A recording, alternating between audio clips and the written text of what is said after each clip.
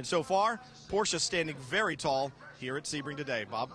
All right, thank you, Brian. And now side by side, they come off the corner. Prototypes first. And we are green at Sebring for the 12 hours. Great start by Ryan DL on the outside of the front row, and he looks to the lead. It's Negri on the inside. Oh, what a great start he had. He timed that absolutely perfectly. Look at Plough, though. He comes back at him. Plough to the front in the pulsating chrome machine. Now here come the GT field. Porsches across the front row. Should be more control with teammates on the front row you would expect in the GT start. But anytime you have a Corvette ready to spoil that Porsche party, you can believe it. Very wide there, actually, from Pile on the exit of turn one, but they're pretty orderly going down into this very tight, demanding section of the track. Garcia slides that Corvette down into the second spot. Okay, 3 abreast through there. Normally it's a one line through there. Oh, they're almost touching as they go. Banging doors. Brilliant stuff. Settling into a rhythm, trying to get your tire pressures, tire temps up on this opening stint. Through Gurney Bend, turn 6. We say it all the time in these sports car enduros. It's a long race. You can't win it on the first lap. And yet, there they are on the button from the green flag. Pile were on issues, so Oz is frustrated. There's been so much effort and resources poured into this Ligier chassis and making the switch. See the safety crew arriving at the Oh, car. boy. Oh, yeah, front and rear.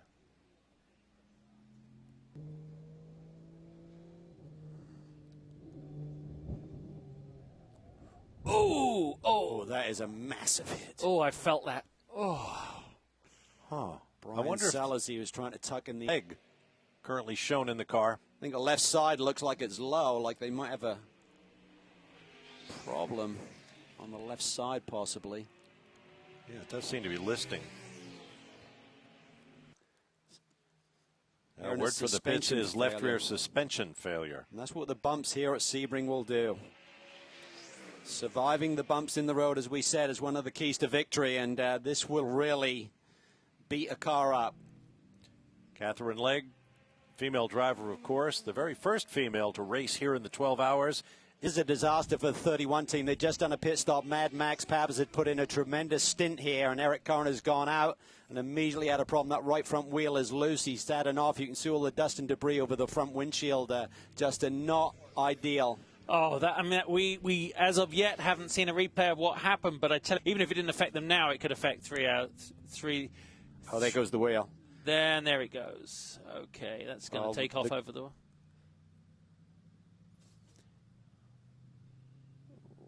Well, I think that decision was just made for him, actually, about changing that front right.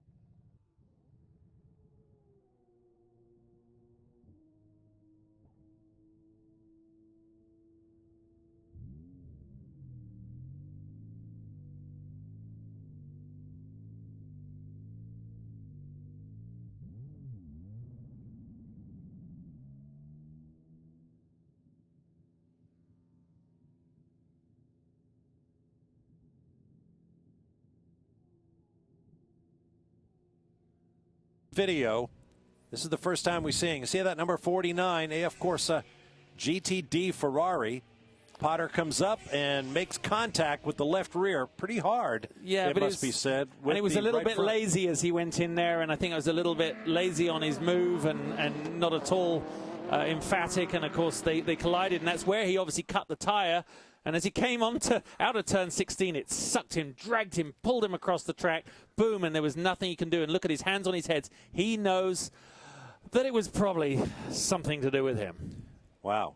Jamie, you got more on what happened? Look at the brake rotors all over the floor, broken in half. Yeah.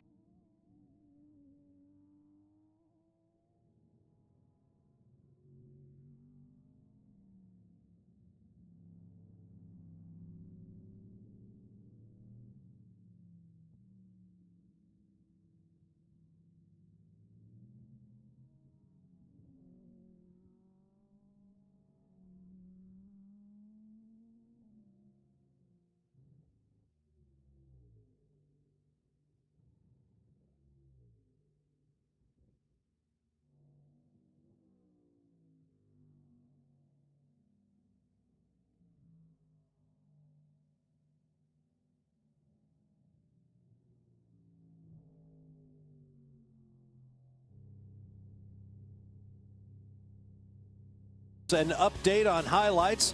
Tommy Milner in the number 4 Corvette was having problems getting the car up to speed, so he pulled over, stopped the car, rebooted the electronics, and then got back in the fray. Early in the race, we saw a desperate situation in the pit lane where Kevin Fox with the 50 crew was hurled in the air by the number 16 PC car of Tommy Dreese, who had Tracy Crone in the number 57 out of his left-hand window. Released from the hospital. Kevin Fox is okay, and that's great news. Big battle for the lead here. Joao Barbosa hip check Scott Dixon to find his way through, using that Ferrari as a pick at the same time. Great action here. Two of the best in the business going hard at it for the lead of this motor race. And sadly, the second of 2 Tequila Patron ESM cars in this race, knowing that they had to get on a plane and have those cars in Europe next week. Decided when the turbo boost would not allow them to run competitively that they would park the second car, joining the first already in the paddock. Now you're back up to speed on the recent highlights of this 63rd running of the Sebring 12 Hours. There goes the 007 running first. Down, it's just fantastic. Our camera guys have stood out there for hours and hours on end. Thank you, gentlemen, for doing an extraordinary job and keeping this the best, and girls are out there obviously keeping the best action from any race series that you'll ever see, thanks to our men. So more problems for the 4. Andrew, what are you hearing from Corvette? I just spoke to Danny Binks. He says it's the same thing again. The brakes went to the floor and Ollie stuck it in the wall. He didn't want to try to bring it in, and you know, he's not quite sure, but he thinks the throttle might have stuck or I mean, typically when those lights are flashing like that, it's that the pit lane speed limiter is on, but he seems to be going faster than 60k. I don't think it's that.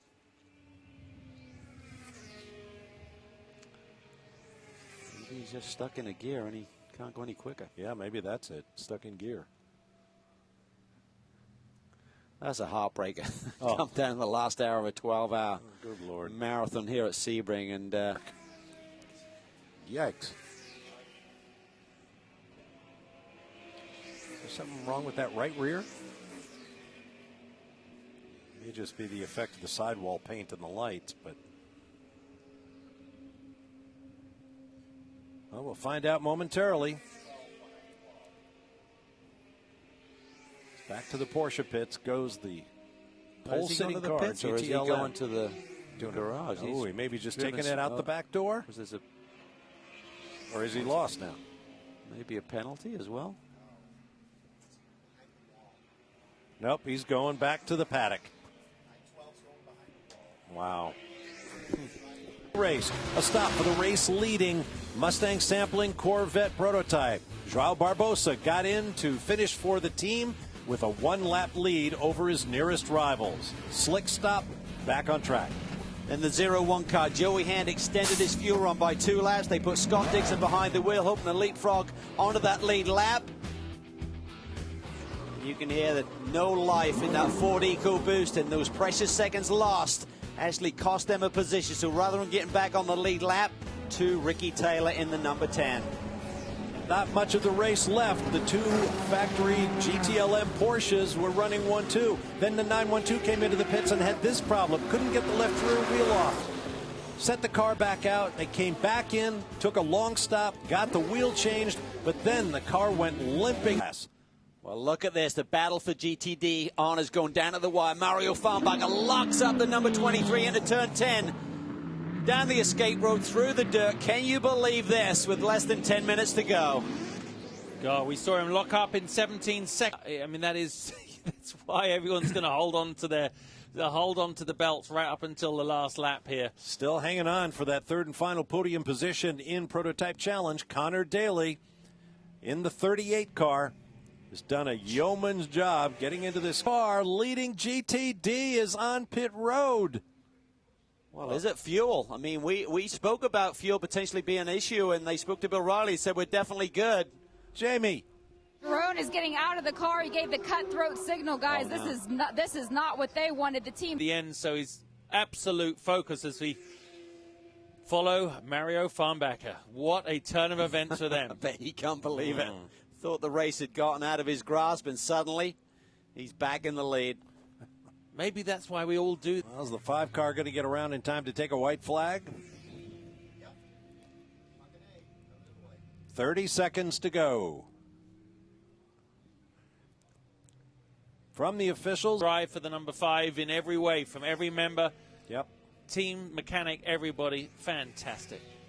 Bring it home nice and easy. And Joao Barbosa has plenty of margin to do that. Not since 1965 has a Chevrolet-powered race car taken victory here at the 12 Hours of Sebring. That was the immortal Chaparral 2 Chevrolet in the hands of Jim Hall and Hap Sharp. That car is here this weekend. Now the drought ends for Chevrolet as they sweep 4 of the top 5 positions, including victory at Sebring. Christian Fittipaldi on the wall, Sebastian Bourdais, hugs all around. Action Express has done it again. Superb.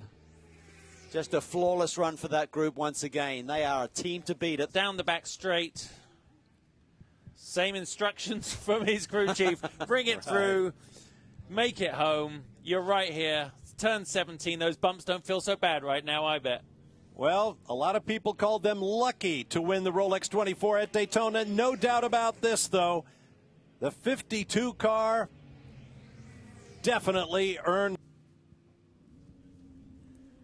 There is the 23. What more can you say about the last hour that Mario Farnbacher has spent in this car? He thought he saw the race slip from his hands when he went off at turn 10, but he manages to get back. Alex Jobe Racing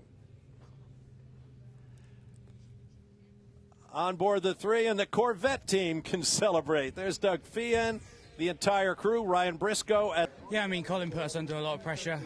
You know, there was a couple of other cars out there that did the same, but, you know, I knew that I had to look after the tyres. So, you know, Colin would close the gap very early on in the stint, and then I could pull away at the end. So, you know, just super happy.